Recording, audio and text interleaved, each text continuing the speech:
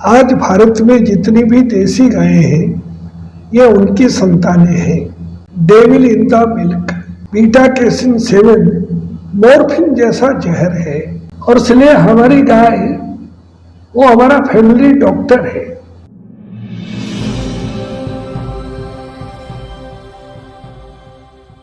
नमस्कार, विश्व संवाद केंद्र के साक्षात्कार कार्यक्रम में आपका स्वागत है। आज हम बातचीत करेंगे आदरणीय शंकर लाल जी से। आप संघ के वरिष्ठ प्रचारक हैं। 1964 से आप संघ के प्रचारक हैं। 1953 में संघ के स्वयंसेवक बने और 64 से संघ के प्रचारक हैं। संघ के विभिन्न दायित्वों का निर्वहन किया।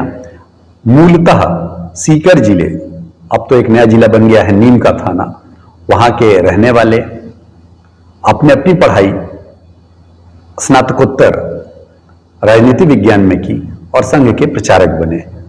2007 से 2021 तक गौ सेवा के राष्ट्रीय संयोजक रहे। वर्तमान में राष्ट्रीय संरक्षक हैं। हम स्वागत करते हैं आपका अपने कार्यक्रम में। धन्यवाद। अभी तो सब जगह देशी गाय की चर्चा हो रही है, लेकिन इसके पीछे एक लंबा सूद है। कैसे ये काम सामने आया और लोगों में अब ये जागरूकता आई, हम जानेंगे आदरणीय शंकर लाल जी से कि गौ, देशी गाय और विदेशी गाय में क्या अंतर है और देशी गाय का क्या विशेष महत्व है। देसी गाय ये भगवान की सृष्टि है। समुद्र मंथन में से 5 गायें निकली थी। देवताओं ने वे 5 गायें 5 ऋषियों को दी थी। आज भारत में जितनी भी देसी गायें हैं, ये उनकी संतानें हैं। ये विदेशी पशु 3 प्राणियों से मिलकर बना है। एक अपने यहाँ का सुअर, पिग, एक पहाड़ का याक, एक यूरोप का यूरास नाम का जानवर है।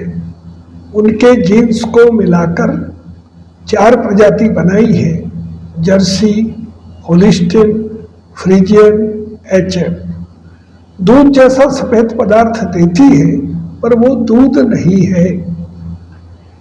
न्यूजीलैंड के पार्लियामेंट में बहुत बड़ी बहस हुई। उसमें से निकल कर आया डेविल इन द मिल्क, दूध में राक्षस। बाद में दुनिया के वैज्ञानिकों ने शोध किया। उसमें से उनको ध्यान में आया उन पशुओं के दूध में BCM7, बीटा कैसिन 7 मॉर्फिन जैसा जहर है। उससे आपको कई प्रकार की बीमारियां हो सकती है, क्योंकि वो दूध नहीं है। हमारी गाय उसमें और उन पशुओं में जो अंतर है, पहली बात, हमारी गाय की आंत 180 फीट लंबी है जी। उस पशु की आंत 90 फीट लंबी है। हमारी गाय जब गोबर करती है तो रिंग जैसी, सुदर्शन चक्र जैसी आकृति बनती है। वो पशु जब गोबर करता है तो गिरकर बिखरता है, दुर्गंध आती है।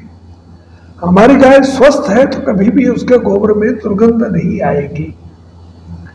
दूसरी बात, हमारी गाय की चमड़ी पतली है, सुंदर है। उसकी चमड़ी और मोटी है, भद्दी है। फिर उसके बाद हमारी गाय का और 1 इंच में 1600 रोमकूप है। अच्छा। उसमें 800 रोमकूप है। फिर उसके बाद और हमारी गाय जब बोलती है तो मां शब्द निकलता है। मां शब्द गाय से आया है। उस पशु की आवाज कर्कश है, भद्दी है। हमारी गाय को मैंने 25 बार बच्चा देते देखा है। वो पशु 7-8 बार से ज्यादा बच्चा देता नहीं, तो क्या करना, तो फिर कसाई के यहाँ जाएगा, पाप लगेगा। दुनिया में कोई जीव नहीं है जिसका गोबर गौमूत्र खाया जाता हो, पर हमारी गाय का गोबर गौमूत्र 108 प्रकार की बीमारी का इलाज है। और इसलिए हमारी गाय वो हमारा फैमिली डॉक्टर है। हमारी सब बीमारी का इलाज उसके पंचगव्य से हो सकता है। फिर हमारी गाय के गल कम्बल है, झालर है। फिर उसके बाद हमारी गाय के सींग है, उसमें भी कुछ में सींग आए हैं पर वो सुंदरता नहीं है। हमारी गाय के कंधा है, हंप है, थुई है, ककूद है, उसमें सूर्य केतु नाड़ी है। वह धूप में जब विचरण करती है तो वह नाड़ी सक्रिय होती है और उसके कारण से उसके दूध में, घी में, गोबर गोमूत्र में जो पीलापन है वह स्वर्ण क्षार है और वह बहुत बड़ी औषधि है। फिर हमारी गाय की पीठ पीछे से और उठी हुई है, गोल है। उस पशु का रीढ़खंभ सीधा है, नुकीला है। तो ये हमारी गाय की आंखें, उसमें एक प्यार दिखाई देता है, उसकी आंखें एक डरावनी है। तो ये एक शारीरिक रचना में जो अंतर है जी। फिर अपनी गाय जो है ये, और हमारे संतों ने कहा तिलम न धान्यम पशु न गाव है। तिल ये धान्य नहीं है, गाय ये पशु नहीं है। और गाय को क्यों पालना? तो जीवन की जो मानी 7 मुख्य चीजें हैं कि हमारा जो पंचभूत है, जल है, जमीन है, वायु है, अग्नि है, आकाश है, यह पंचभूत की रक्षा हमारी गाय करती है। फिर जो है जल, जमीन, जंगल, जीव समूह, पर्यावरण, स्वास्थ्य और संस्कार, इन सब की रक्षा गाय करती है। खेती का आधार गोबर गोमूत्र है, यूरिया डीएपी नहीं। जब से हमने यूरिया डीएपी डालना शुरू किया है उसके परिणाम से हमारा जल स्तर धीरे धीरे एकदम नीचे जा रहा है, क्योंकि यूरिया डीएपी के कारण से जमीन सख्त हो जाती है, बरसात का सिंचाई का पानी अंदर नहीं जाता, जमीन बाद में और पथरीली हो जाती है, जहरीली हो जाती है, बंजर हो जाती है। और जो जमीन का पानी को भोजन देने वाला केचुआ है, अर्थवर्ग, वो जो सूक्ष्म जीवाणु है वो सारे धीरे धीरे नष्ट हो जाते हैं, तो भोजन का स्वाद वो भी समाप्त होता है और फिर वो जो भोजन है वो बीमारी का कारण बनता है। तो इसलिए अगर स्वस्थ जीवन जीना है तो उसके लिए गाय जरूरी है। हम लोग जो है एक 18 बिंदु लेकर गाय पर काम कर रहे हैं। पहला, गोपालन, नस्ल सुधार। अच्छा। हमारी गाय 20 किलो, 25 किलो, 30 किलो दूध कैसे दे सकती है? पहले देती थी। मुझे याद है सन 50 में कलकत्ता में मेरे घर में देसी गाय थी, 25 लीटर दूध वाली। अच्छा। पिताजी 3 बार दूध निकालते थे। आज भी अहमदाबाद में गोपाल भाई सुतरिया है, उनके यहाँ 710 गायें हैं, उसमें से 100 गायें 25 लीटर से अधिक दूध वाली है, सब देशी गायें हैं। तो अपनी गाय भी अधिक दूध दे सकती है। हमने उसको बिगाड़ दिया उसके लिए। और हमारे गांव का जो नंदी है, 2.5 साल बाद उसको बदल देना चाहिए, क्योंकि उसकी माँ, उसकी बहन, उसकी बेटी उससे क्रॉस नहीं होनी चाहिए। अच्छा। नहीं तो इनब्रीडिंग होकर अनेक प्रकार की बीमारियां आएंगी। आज जो गाय सिर से, सींग से मारती है, दूध निकालते समय पैर से, लात से मारती है, ये बीमारी उसके कारण से आती है, इनब्रीडिंग के कारण। अच्छा। मनुष्यों में जो हिंजड़े पैदा होते हैं, वो हिंजड़े उन परिवारों में पैदा होते हैं कि जो अपने ही गोत्र में विवाह करते हैं। कुछ लोग अपने चाचा की, मामा की, बुआ की, मौसी की, अपनी ताई की, अपनी सौतेली माँ की लड़की से विवाह कर लेते हैं, केवल अपनी माँ का दूध छोड़ते हैं। जैसे मुसलमानों में होता है। हाँ, तो उनके घरों में हिजड़े पैदा होते हैं, वो बोलते नहीं है, क्योंकि दोनों जीन जो है वो न्यूट्रल हो जाते हैं। अच्छा, तो ऐसे गाय में भी हमको बहुत सावधान रहना पड़ता है कि वो आपस में क्रॉस न हो। तो नस्ल सुधार के लिए फिर क्या है कि अच्छी नस्ल लेने के लिए 2 थन का दूध उसके बछड़े बछड़ी को पिलाना। दोहन शब्द है, शोषण नहीं है। 2 थन हमारे, 2 थन उसके, हम 2 थन दूते रहे, 2 थन बछड़ा पीता रहे। तो नहीं तो क्या होता है कि गाय अपना दूध चढ़ाती है और बाद में वो छिप करके बच्चे को पिलाती है, क्योंकि माँ है वो। हम सारा निकाल लेंगे तो फिर जिस गाय का हम बछड़े को दूध नहीं पिलाते, वो गाय 4 महीने, 5 महीने, 6 महीने में दूध देना बंद कर देती है। यानी वो माँ का उस बछड़े से लगाव है, बछड़े के लिए दूध निकालती थी, आपने बछड़ा हटा लिया तो जो कहते नहीं गवार गाय तो 4 महीने 3 महीने दूध देती है, उसका कारण वो है। अच्छा, मैंने 9 महीने तक गाय को दूध देते देखा है। तो इसलिए उसको अंत तक बछड़े को, और उसका परिणाम क्या होता है, कभी अहमदाबाद में गोपाल भाई के यहाँ जाएंगे, उनका 9 महीने का बछड़ा 3 साल जैसा लगता है। अच्छा, उनका 1.25 साल का, 1.5 साल का बछड़ा सर्विस देने लगता है। 1.5 साल की बछड़ी उनकी ऑर्गेनिक हो जाती है, तो लंबे समय खिलाना नहीं पड़ता। वो हमारे घाटे का सौदा नहीं है, दूध भी ज्यादा होता है और नस्ल भी अच्छी होती है। तो ये चीजें हमको ध्यान करनी पड़ती है। दूसरा है गाय का इलाज, गाय की चिकित्सा। एलोपैथी महंगी भी है और सफल भी नहीं है। उसकी जगह देसी पद्धति, आयुर्वेद, होम्योपैथी से अभी अहमदाबाद में पिछले महीने और देश भर के होम्योपैथी डॉक्टर्स की कॉन्फ्रेंस हुई है, जिसमें गाय की चिकित्सा होम्योपैथी से कैसे हो सकती है। तो बहुत सस्ते में, जहां अगर वैसे 1 लाख रुपए लगता है, तो 5,000 में आप वही सारी बीमारियों का इलाज कर सकते हैं और बिना साइड इफेक्ट के कर सकते हैं। मुझे याद है कि मेरे घर में जब गाय थी और वो झर बच्चा होने के बाद नहीं निकालती थी, तो उसको एक पल्सेटिला दवा लोग देते थे। बहुत अच्छी दवा है, उसके और भी परिणाम है। अच्छा, तो ये दूसरा कि गाय का इलाज देसी पद्धति से। तीसरा गो आधारित खेती, बीज अपना, खाद अपना, दवाई अपनी, बैल अपना। आज किसान पराधीन हो गया है, बीज बाहर का है, खाद यूरिया डीएपी बाहर का है, दवा के नाम पर पेस्टिसाइड वो सब बाहर का है, और बैल के नाम पर ट्रैक्टर।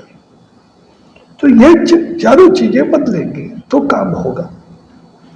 इसलिए हमने बैल से चलने वाला ट्रैक्टर बनाया है, कीमत है 25-30 हजार रुपया। 5 एकड़ की खेती किसान दिन में 2 बैल से कर सकता है। पैदल नहीं चलना, खाद बीज हाथ से नहीं डालना, सीट है, सीट ड्रिल है, मारुति के चक्के हैं, बैरिंग है, गेयरिंग है, तो बैल को तक जोर नहीं, और खेती भी खेती किसान को बोझ नहीं, कहा मेहनत कम। तो ये हम लोग इसलिए, तो ये मानी। चौथा गो ऊर्जा, तो बैलचाली ट्रैक्टर, बैलचाली जनरेटर, गोबर गैस से बिजली, हर गांव को बिजली गोबर गैस से दे सकते हैं। गांव के छोटे छोटे उद्योग उससे चल सकते हैं। फिर हर वाहन को ईंधन सीबीजी, कंप्रेस बायोगैस।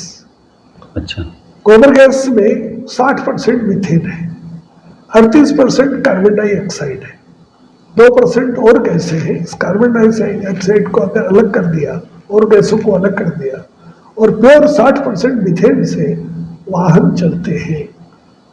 गुजरात में पालनपुर में अमूल डेयरी ने वहाँ की जो बनास डेयरी है उसने एक कारखाना लगाया है, और वहाँ मैंने कुछ समय पहले और 61 रुपये किलो और वहाँ से गैस खरीदी, और उसने हमको 40 का एवरेज दिया। अच्छा। अब अगर हम पेट्रोल डालते तो हमको कम से कम 200 रुपये लगते, और पोल्यूशन में तो आगे जाकर हमारे सारे वाहनों को जो हम जो है इस गोबर गैस से चला सकते हैं, एथेनॉल से, हाइड्रोजन से, यानी देश का बहुत बड़ा पैसा बचने वाला बच सकता है। तो ये गो ऊर्जा पर हम लोग चौथा बिंदु लेकर काम करते हैं।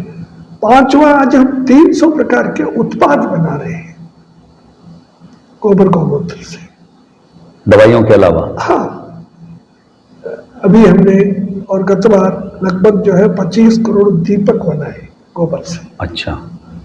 करीब और 12-14 करोड़ गणपति बनाए गोबर से, गणेश लक्ष्मी बनाए, ऐसे और बहुत सजावट की चीजें ये गोबर से और बन रही है। कुछ लोग बता रहे थे कि साबुन वगैरह भी। हाँ हाँ, साबुन है, शैम्पू है, सौंदर्य धूपबत्ती है, फिर आपका और ये मंजन है, मानी बहुत चीजें हैं बन जाती है। हाँ। छठा है मनुष्य की सब बीमारी का इलाज। गाय का ये जो पंचगव्य है, दूध है, दही है, घी है, छाछ है, या दही से छाछ बनता है, और गोबर गौमूत्र है। इस मस्तिष्क की जितनी बीमारियां हैं, माइग्रेन, आंधासीसी, डिप्रेशन, नींद नहीं आना, खर्राटे आना, पैरालिसिस, साइनस, एलर्जी, मंदबुद्धि, पागलपन, कान का पर्दा फट गया, ये सब बीमारियां गाय के 3-3 बूंद घी, बिलोने का घी, क्रीम का, मलाई का नहीं, बाजार का नहीं, दही जमाया, दही को मथ कर हमने मक्खन निकाला, उसको तपाकर जो घी बना वो घी। अच्छा। कुछ लोग मलाई इकट्ठी करके बनाते हैं, वो ठीक नहीं। तो वो घी रात को 3-3 बूंद अगर नाक में डाला तो उसके परिणाम ये होते हैं कि महीने में, 1.5 महीने में, 2 महीने में इनमें से अधिकांश बीमारी ठीक हो सकती है। पैरालिसिस में साल भर लगता है। फिर पेट की जितनी बीमारी है, मक्खन निकालने के बाद जो नीचे छाछ बच गई, उससे हम एक दवा बनाते हैं तक्रासव। अच्छा। तक्र वाली संस्कृत में छाछ। तो उस तक्रासव से पेट में आव है, म्यूकस, कब्ज है, कॉन्स्टिपेशन, दस्त है, लूज मोशन, आफरा है, गैस है, पाइल्स है, फिशर है, एसिडिटी है, संगरेनी है, कुछ भी खाते हैं बार बार चोट जाना पड़ता है, ये सब बीमारी 2 महीने में तक्रासव से ठीक, और तक्रासव से ठीक हो जाती है। जबरदस्त और बहुत सस्ते में। ऐसे ही स्लिप डिस्क है, स्पोंडिलाइटिस है, सर्वाइकल है, गोबर में थोड़ा गोमूत्र मिलाकर लेप करने से ये सिर्फ बीमारियां महीने 2 महीने में ठीक हो जाती है, ऑपरेशन की जरूरत नहीं। अनेक लोगों का कैंसर गोमूत्र और तुलसी से ठीक हुआ है। बहुत लोगों की शुगर कंट्रोल हुई है गोमूत्र और बेलपत्र से। बहुत लोगों की टीबी ठीक हुई है। बहुत लोगों का ब्लड प्रेशर ठीक हुआ है। फिर सांप ने काट लिया, कुत्ते ने काट लिया, उस सब का इलाज गोबर से होता है। हाथी पांव है, फाइलेरिया, कोई भी चर्म रोग है, उसका इलाज गोबर गौमूत्र से होता है। तो गाय का गोबर गौमूत्र बहुत कीमती है, सोच नहीं सकते। एक प्रकार से देखा जाए तो ये गोबर और गौमूत्र मेन प्रोडक्ट है। हाँ, इसलिए गाय को दूध के लिए नहीं पालना। हम लोगों ने एक रेडिएशन चिप बनाया है जी। उस रेडिएशन चिप का हमने को और पेटेंट लिया है, और वो रेडिएशन चिप ये इससे इस मोबाइल से निकलने वाली रेडिएशन जो तरंगे हैं वो मेरे और माथे में ट्यूमर नहीं करेंगी, आपको इसका जो तनाव है उससे बचा देगी। और ये 1 ग्राम गोबर इस स्टिकर पर लगाकर चिपका दीजिए, बहुत बड़ा आपको उसका लाभ होगा। तो आश्चर्यजनक ऐसे बहुत सारी चीजें। तो मनुष्य की सब बीमारी का इलाज गाय से, और हमारा घर का जो मसाला दान है, इस कोरोना में जिनके घर में गाय थी, जो आधा घंटा भी गाय के साथ रहे, देश भर में एक भी व्यक्ति की कोरोना से मृत्यु नहीं हुई। और इसलिए हमने उनको कहा कि भाई और अस्पताल मत जाओ, जांच मत कराओ, घर में रहकर इलाज करो। और जो जिन्होंने ऐसा किया, ऐसे मेरी जानकारी में 15,000 लोग हैं जो बिल्कुल ठीक हुए। 7वां है, ये जो सब चीजें उत्पाद बनाते हैं तो उसके मार्केटिंग के लिए आपको अलग से बनानी पड़ेगी, क्योंकि जो बनाता है वो बेच नहीं सकता, जो बेचता है वो बना नहीं सकता। तो उसके लिए हम लोगों ने उनकी विपणन की व्यवस्था। 8वां है गौ रक्षा, जो गाय कटने जा रही है उनको बचाना, बहुत बड़ी संख्या में। उसका देखिए 47 में जब देश आजाद हुआ, हमारी आबादी थी 35 करोड़ और देसी गोधन था 60 करोड़। अच्छा, आज हमारी आबादी है 142 करोड़, देसी गोधन बचा है 14 करोड़, उसको भी लोग खत्म करने में लगे हैं। तो इसलिए जिस रोज भारत से गाय समाप्त हो जाएगी, आप देखना कि कुछ वर्षों बाद भारत समाप्त हो जाएगा। कोई दुनिया की ताकत आपको बचा नहीं सकती, क्योंकि गाय का, भारत का या गाय का और हमारे जीवन का अमूल्य संबंध है। तो उसके लिए बजरंग दल और संस्थाएं ये उसका काम करती है, क्योंकि वो आंदोलनात्मक काम है, तो संघ या गतिविधि उस काम को हाथ में नहीं लेती। 9वां है गोचर भूमि का संरक्षण। गाय बचेगी, जंगल में चरकर बचेगी। गाय को हर दिन 5, 7, 10 किलोमीटर घूमना जरूरी है, तभी उसकी सूर्य की जो नाड़ी सक्रिय होगी, तभी उसके गोबर गोमूत्र की कीमत, ताकत बढ़ेगी। 10वां है गौ कथा, मठ मंदिर संपर्क। अब अनेक संत गौ कथा करने लगे हैं, उसके माध्यम से समाज में जागृति। 11वां है गौ विज्ञान परीक्षा। हम लोग और परीक्षा कराते हैं, अगले साल व्यापक रूप से देश भर में और परीक्षा कराएंगे, ताकि समाज के अधिक से अधिक लोग उससे जुड़े, उनके गाय की सारी बारीकियां उनको पता लगे। 12वां है गो अभयारण्य। मध्य प्रदेश में और आगर जिले के पास सुसनेर में सरकार ने एक बड़ा गौ अभयारण्य बनाया है, कुछ संतों को उनको दिया है। अभी कई हजार गायें वहां हैं। तो वहां पर जो गायें दूध नहीं दे रही, उनके गोबर गोमूत्र से खाद तैयार करना, दवा तैयार करनी, फिर आपका और कीट नियंत्रक तैयार करना, खेती करनी, फलदार वृक्ष लगाने, फिर बिजली पैदा करनी, आगे जाकर सीबीजी पैदा करनी, यानी ये सारा।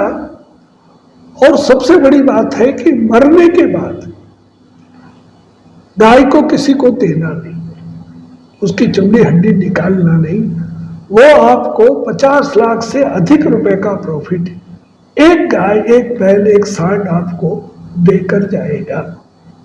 3 प्रकार के और खाद बनते हैं। पहला समाधि खाद, गाय को 5 फुट लंबा, 5 फुट गहरा, 4 फुट चौड़ा गड्ढा बनाना, उसमें गाय नीचे पहले 50 किलो ताजा गोबर, 50 लीटर पानी डाल देना, फिर 20 किलो मोटा नमक डाल देना, फिर उसमें गाय को सुला देना, फिर 30 किलो नमक और डाल देना, फिर 100 किलो गोबर, 100 लीटर पानी घोलकर पूरा ढक देना, फिर मिट्टी डालकर समाधि बना देना, वर्षा का सिंचाई का पानी अंदर नहीं जाए, फिर जाल लगा देना, कोई कुत्ता खराब नहीं करे। कम से कम 1 साल अंदर रखना, 1 साल बाद जब निकालेंगे तो सुगंधित खाद निकलेगा, हड्डी चमड़ी सब गल जाएगी, और जो जमीन आपकी 5 साल 10 साल 15 साल से बंजर पड़ी है, ऐसी 1 एकड़ में बखेर कर पानी देकर जुताई बुआई करेंगे, पूरी जमीन को हरा भरा कर देगी, 10 साल उसका प्रभाव रहेगा। यह है समाधि खाद। अब बाकी सब तो गल गया, फिर खुर बचेंगे, सींग बचेंगे। खुर को अलग कर दीजिए, सींग में जाले हैं, कैंची से काट कर साफ कर लीजिए, और उसमें चैत्र पूर्णिमा को सायंकाल चकमक पत्थर आता है, 2 पत्थर रगड़ेंगे तो आग निकलती है, वो पत्थर लाना, कूट कर पाउडर बनाना, थोड़ा पानी मिलाकर पेस्ट बनाना, गाढ़ा गाढ़ा उस सींग में भरकर किसी उपजाऊ जमीन में गाड़ दीजिए, और शरद पूर्णिमा को सुबह निकालिए, किसी कांच के बर्तन में लीजिए। अब उसमें से एक सींग से 300 ग्राम, 2 से 600 ग्राम, काकरे या गिर गाय होगी तो और ज्यादा मिलेगा। अब 1 ग्राम खाद रबी की फसल में जब 4 पत्ते आ जाए, तब दोबारा फूल आने लगे, तब 13 लीटर पानी में 1 घंटा क्लॉकवाइज घोलकर हवा में फुहार बनाते हुए छिड़काव करना। उससे आपका उत्पादन 20% बढ़ जाएगा। आपको मान लीजिए 20 क्विंटल अनाज होता है तो 25 क्विंटल होगा। 2000 के भाव से बिका तो 10,000 रुपये एक्स्ट्रा मिलेगा, और हमारे पास खाद आएगा 4 साल में, ये किसी 4 साल तक काम देगा, 4 साल बाद पतला हो जाएगा, उसको भी कूट कर खेत में बत के देना, तो 2400 ग्राम खाद आएगा 4 सींग से, 2 सींग से 4, 600 तो 1200 एकड़ में डाल सके। अब 1200 को हमने 10,000 से गुणा किया, 1,20,00,000 रुपया सिर्फ सींग देगा। हाँ, वो केवल सिलिका खाद से मिलेगा, ये सिलिका खाद है। फिर वो सींग खाली हो गया। शरद पूर्णिमा को उसमें दूध देने वाली देसी गाय का गोबर भरकर फिर गाड़ दीजिए। चैत्र पूर्णिमा को सुबह निकालेंगे, किसी मिट्टी के बर्तन में लीजिए, 1 सींग से 250 ग्राम, 2 से 500 ग्राम, 4 साल में 2 किलो खाद मिलेगा। अब इसमें से 30 ग्राम खाद वही 13 लीटर पानी में घोलकर खरीफ की फसल में, जब फसल बोए उसके दूसरे तीसरे दिन जब 4 पत्ते आ जाए, दोबारा जमीन में छिड़काव करना है। आपकी फसल के रंग में, स्वाद में, बढ़त में एकदम अंतर ला देगा। तो माने कितने दो लोग कहते हम गाय पालते हैं, भैया भ्रम करते हो, गाय हमको पालती है। तो ये सारा उस गौ अभ्यारण्य के द्वारा। 13वां जेलों में गौशाला, जेलों में कैदी खाली रहता है, तो वहां मध्य प्रदेश की 17 जेलों में, छत्तीसगढ़ में, गुजरात में कई जेलों में ये प्रयोग चल रहा है। बहुत अच्छा प्रयोग है, कैदियों की मानसिकता बदलती है, और जेल से छूटने के बाद उनको 2-2 गाय उनको दे देते हैं कि भैया इनको पालो और घर चलाओ, तो कैदियों का स्वभाव बदलता है। तो जेलों में गौशाला। 14वां आगे जाकर हर जिले में एक प्रशिक्षण केंद्र, किसान को बुलाना, दिखाना, सिखाना, करवाना, एक मॉडल खड़े करना हर जिले में। 15वां और एक पावरफुल लेबोरेटरी।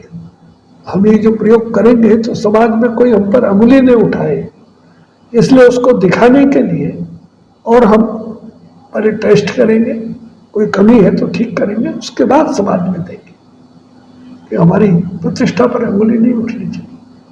16वां है स्वावलंबी कामधेनु नगर। शहरों में क्या करना, तो शहरों में जो बिल्डर है उनसे बात करके और वहां स्वावलंबी कामधेनु नगर बनाना। माने आपके पास 2.5 एकड़ जमीन है, तो 1 एकड़ में मल्टी स्टोरी बिल्डिंग बनाना, 100, 150, 200 परिवार के लिए फ्लैट बनाना। आधा एकड़ में सब्जी लगाना, अच्छा नीचे अंडरग्राउंड में या भूतल पर गौशाला बनाना, और वहां उसके गोबर गोमूत्र से बिजली पैदा करना, उसका दूध दही की सारे फ्लैट्स के लोगों को देना, उसके गोबर गोमूत्र से आधा एकड़ में सब्जी पैदा करना, और उन लोगों को शुद्ध सब्जी देना, आधा एकड़ में बाग लगाना, शुद्ध फल देना, आधा एकड़ में मंदिर, यज्ञशाला, बड़ा कम्युनिटी हॉल, पार्क, एक अच्छा विद्यालय, एक शॉपिंग सेंटर, एक जो है और पंचगव्य चिकित्सालय, यानी ये सब चीजें उस फ्लैट में रहने वाले सब लोगों को सारी आवश्यकता वहीं पूरी हो जाए और शुद्ध मिले। तो ये कामधेनु नगर बनाने की योजना है। 17वां है स्वावलंबी गोकुल गुरुकुल, जो रेजिडेंशियल स्कूल है। उन रेजिडेंशियल स्कूल में जो बालक है, अध्यापक है या कर्मचारी है, उन सबको सब शुद्ध चीजें मिले, इसलिए वहां गौशाला, वहां खेती, वहां ये सब चीजें का मॉडल खड़ा करना। अपना बैतूल में भारत भारती विद्यालय है, 500 वनवासी बालक है, वहां ये प्रयोग बहुत सफलता से चल रहा है।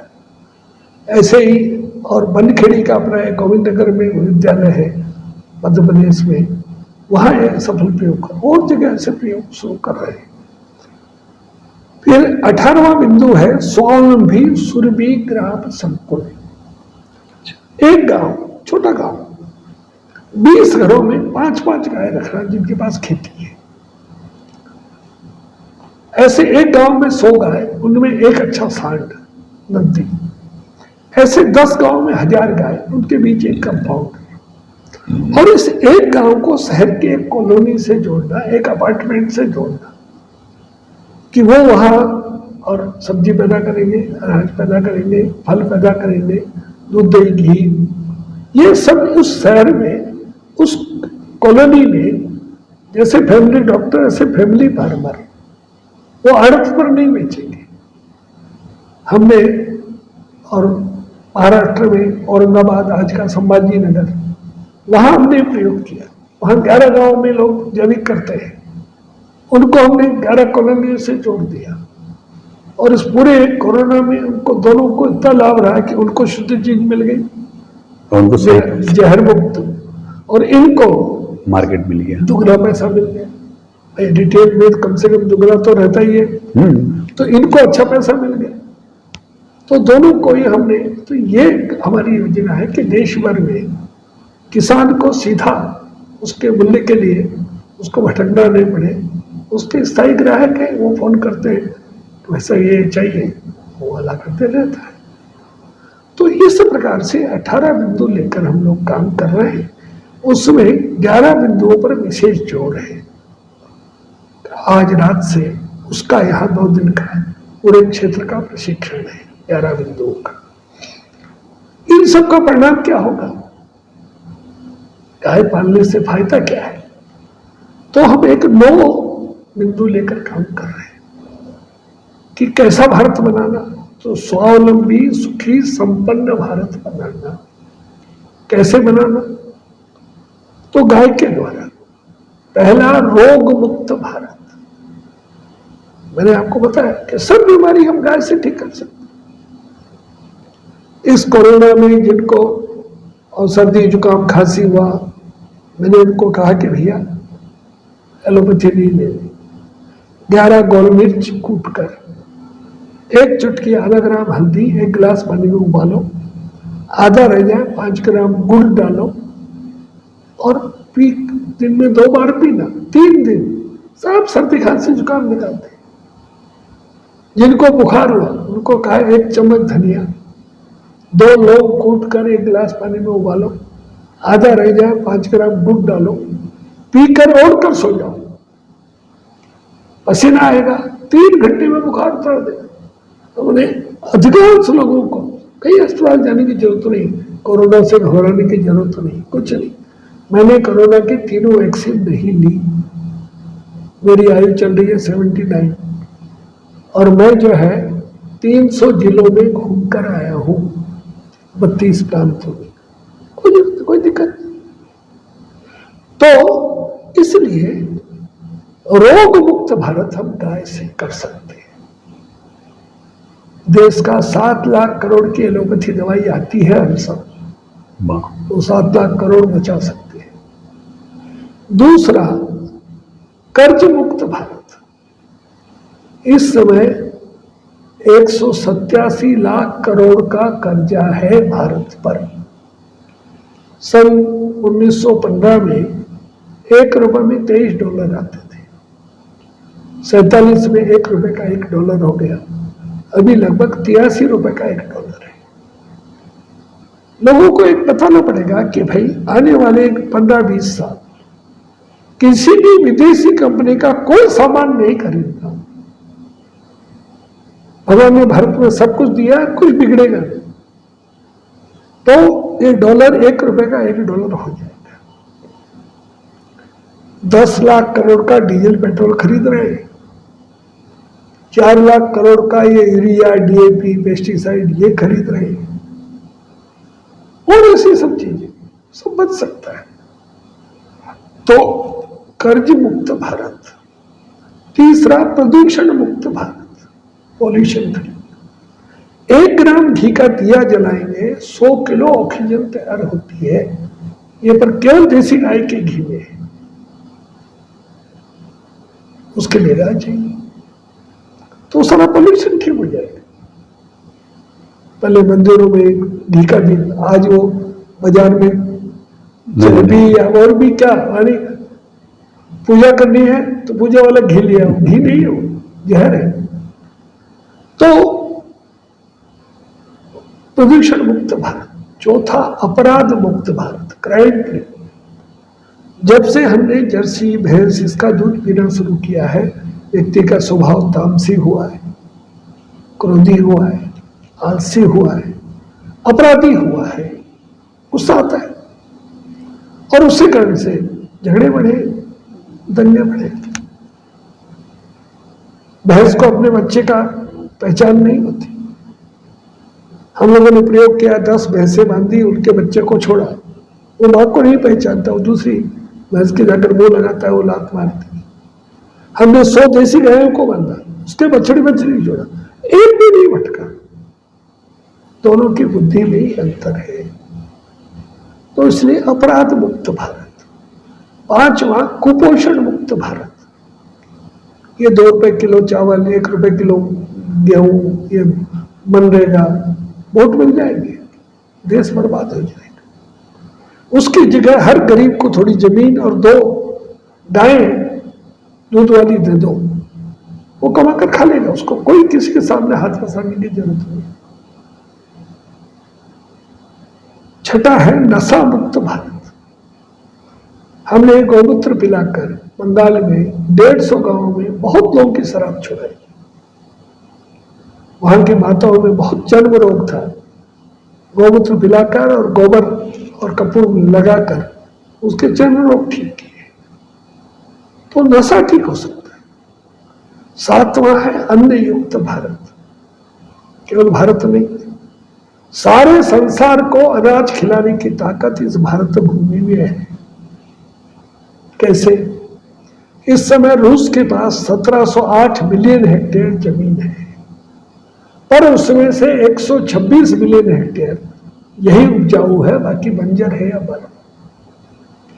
चीन के पास 960 मिलियन हेक्टेयर जमीन है, पर 124 मिलियन हेक्टेयर ही उपजाऊ है। अमेरिका के पास 936 मिलियन हेक्टेयर जमीन है, पर 177 मिलियन हेक्टेयर ही उपजाऊ है। ब्राजील के पास 851 मिलियन हेक्टेयर जमीन है, पर 53 मिलियन हेक्टेयर ही उपजाऊ है।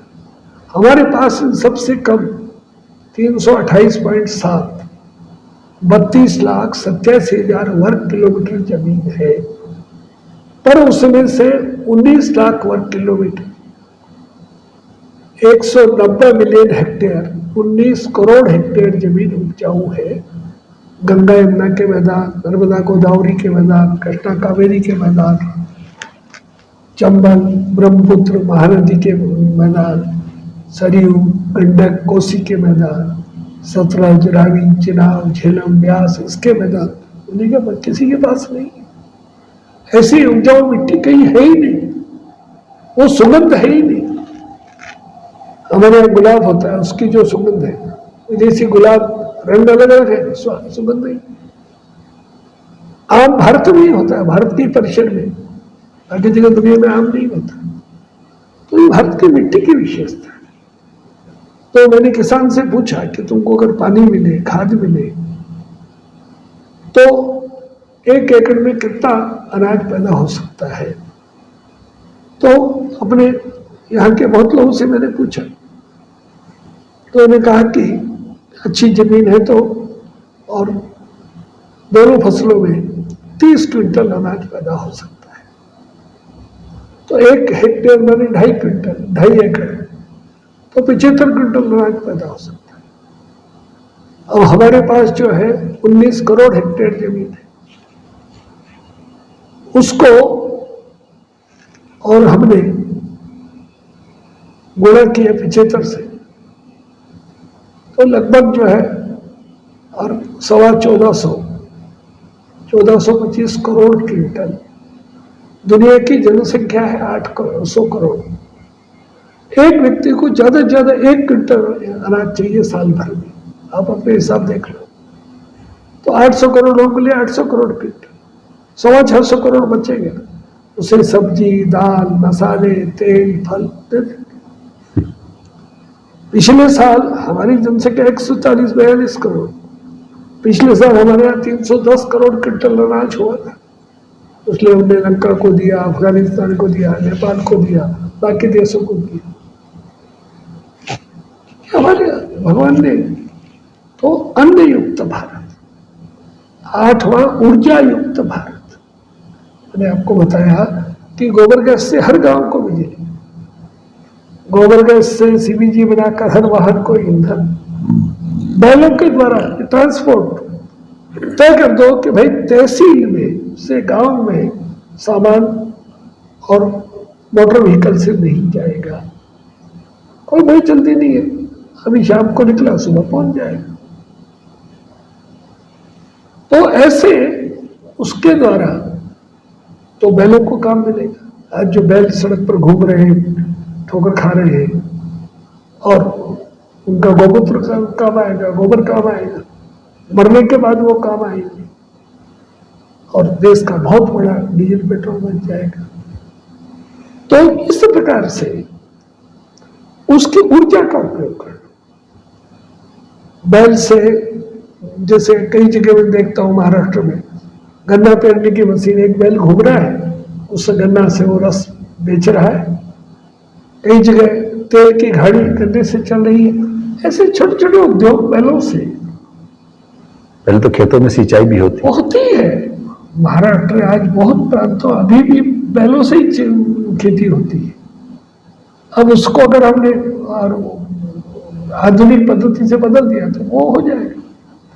तो और ऊर्जा युक्त भारत, और 9वां है रोजगार युक्त भारत। ये जो 300 प्रकार के प्रोडक्ट बना रहे हैं, तो गांव में जिसके पास गाय है उसको ये प्रोडक्ट बनाना सिखाएगा। तो गांव का व्यक्ति थोड़ा भी गोबर बेकार माने खाली है, उसका उपयोग कोई ना कोई चीज में कर रहा है, उससे दवाइयां बना रहे हैं, उससे बाकी चीज बना रहे हैं। तो ये करके हर व्यक्ति को गांव में ही काम देना। ये सब लोग शहर में भागना, पलायन भी रुकेगा इससे, वो गलत है। मानी सब आधुनिक आवश्यकता गांव में, और हमारी वहां की जो गौशाला है वो हमारा एम्स हॉस्पिटल बनेगी। उसके गोबर गोमूत्र से, दूध दही घी से सब बीमारी का इलाज हम वही करेंगे ना। जरूरत क्या है? बड़े बड़े खर्चे नहीं, बड़े बड़े कुछ नहीं। तो ये इसके द्वारा एक स्वावलंबी, सुखी, संपन्न भारत, ये हम गाय के द्वारा कर सकते हैं। इसके लिए हम लोग लगे।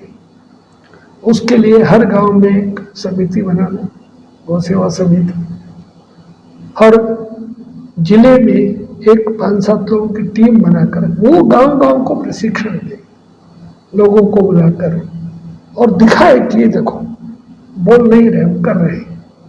अभी हम लोगों ने डीएपी बनाया है, डाई अमोनियम फास्फेट। सरकार वो डीएपी और 3850 रुपये में 50 किलो खरीदती है। 2500 रुपया सरकार सब्सिडी भुगतती है 50 किलो पर, 1350 में किसान को देती है। सरकार 1,40,000 करोड़ रुपया साल की सब्सिडी भुगतती है। सरकार से बात हुई है, हमने वो बनाया है और सफल प्रयोग किया है। मध्य प्रदेश के 6,000 किसानों को हम वो दे रहे हैं और 1,000 रुपये में दे रहे हैं 50 किलो बिना सब्सिडी के। हमने सरकार को कहा कि आप हमको 500 रुपये सब्सिडी दीजिए, आपका 1,40,000 करोड़ बचेगा और किसान को 1350 की जगह 500 में मिलेगा, तो 1 क्विंटल जो है 1,700 रुपया किसान का बचेगा। आप जो 2,000 रुपये दे रहे हो उसकी जरूरत नहीं पड़ेगी, जमीन बर्बाद होने से बचेगी, पानी की समस्या आगे जाकर खत्म होगी। तो इस प्रकार से ऐसे ही हमने सुदर्शन नाम से कीट नियंत्रण बनाया है, पेस्ट कंट्रोल। ऐसे ही हमने एक भीम टॉनिक बनाया है, एक गौ कृपा अमृत करके कल्चर बनाया है। तो इसके द्वारा किसान के खर्चे कम हो, वो जहर से बचे, स्वास्थ्य ठीक हो, संस्कार ठीक रहे। तो इसके लिए हम ये सारा गौ सेवा का काम कर रहे हैं। और गौ सेवा गतिविधि के लिए हमने जो तय किया है कि भाई इसमें किसी पार्टी का विचार नहीं करना, किसी पंथ का विचार नहीं करना, किसी जाति का विचार नहीं करना। जो गौ सेवा कर रहा है वो हमारा है, वो किस पार्टी का है, किस जाति का है, किस पंथ का, हमको सबको जोड़ना है। और ये जो गतिविधि के काम संघ ने हाथ में लिया है, ये समाज परिवर्तन का काम, जो हमारे विविध क्षेत्र हैं, ये व्यवस्था परिवर्तन का काम, व्यवस्थाओं में जो कमजोरी आई है, कमी आई है, उसको ठीक करना। और संघ का काम व्यक्ति निर्माण का काम है। तो ये तीनों अलग अलग काम, और उसके द्वारा एक देश का आमूलचूल परिवर्तन इसमें लगे। अब शंकर लाल जी, आपने अपना कीमती समय निकाला, बहुमूल्य समय, काफी व्यस्त रहते हैं और पटना में आए थे, तो मैंने आग्रह किया कि बिहार के दर्शकों के लिए जानकारी युक्त एक साक्षात्कार होना चाहिए। आपने सहजता से हमारा आग्रह स्वीकार किया, हम आपके बहुत बहुत आभारी हैं। धन्यवाद। आपको भी बहुत बहुत धन्यवाद।